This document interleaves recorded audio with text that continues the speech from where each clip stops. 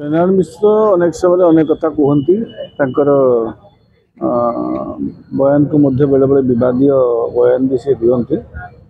ये जो कथा सी कहते माड़ मरा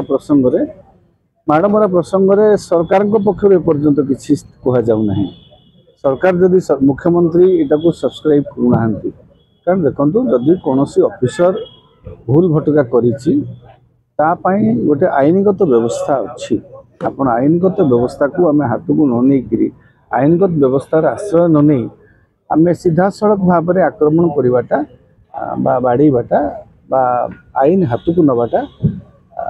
सरकार भी ग्रहण करना सरकार निजे भी ग्रहण कले बोली तो से दिन 3 जन गिरफ हेले परवर्ती पर्यायर किसी गिरफ हेले जगन्नाथ प्रधान भी गोटे से संपृक्ति थी अभियोग जुडिशियल कस्टडी को लिया तो एक कथा को सरकार भी ग्रहण करूना तेणु आईन शासन आईन व्यवस्था जदि कौन जन ऑफिसर जदि दुर्नीतिग्रस्त हेले कौन भूल भटका कर सरकारी व्यवस्था दंडर प्रावधान अच्छी सरकारी व्यवस्था श्रृंखलागत कार्यानुष्ठान ग्रहण कर प्रावधान अच्छी तेणु जयनारायण मिश्र यहाँ कहते जन व्यक्तिगत से व्यक्तिगत मत से दलर मत बोली आम ग्रहण कर दल तरफ से कहना जयनारायण मिश्र बेले बेले एभली मंतव्य दियंती विजु पट्टनायक कही कदा जे जो दुर्नीतिग्रस्त अधिकारी को माड़ कि परवर्ती पर्यायर से ग्रहण कर बुझीपार तो आपड़ कहे विजु पट्टनायक कही बोली आमे पालन करें परिदलित भूल कौन होगला सेटा सरकार चिंता करेंगे सरकार कौन चिंता कले सरकार देखिले माड़ मारिबाटा गोटे अपराध तेणु से गिरफ कले तेणु सरकार व्यवस्था भितर सरकार को श्रृंखलित कार्यानुष्ठान ग्रहण करने दि जाऊ सरकार तांकर काम करूँ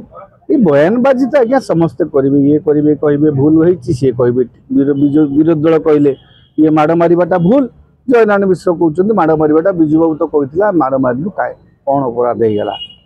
सेटा बयानबाजी जीव कि सरकार कार्यक्रम कौन प्रमाणित होला जे गोटे कार्यरत कर्मचारी को अधिकारी को आपन जदि माड़ मारे सेटा आईन दृष्टि भूल आउ से गिरफ कले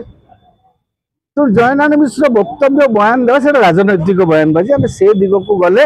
सरकार आभिमुख्यटा को आम देखा आम सरकार कौन कर सरकार कहते कार्यरत कर्मचारी को दंड देवा माड़ मारिबा भूल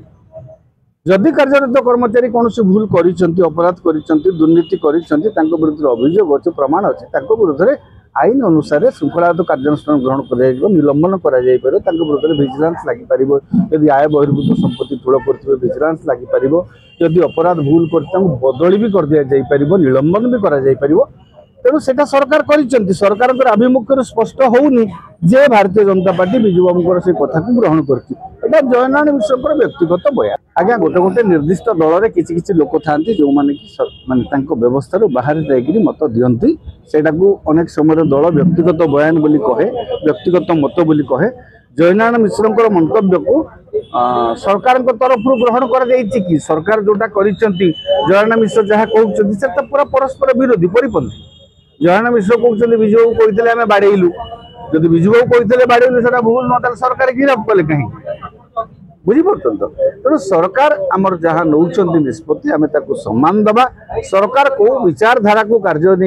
रूपायन करने को चाहते सरकार कौन कौ व्यवस्था शासन करने को चाहते सेटा हूँ आम प्रणिधान योग्य किए कौ नेता कौन कहले किए कौ नेता कौन मंतव्य देले सेटा व्यक्तिगत मत।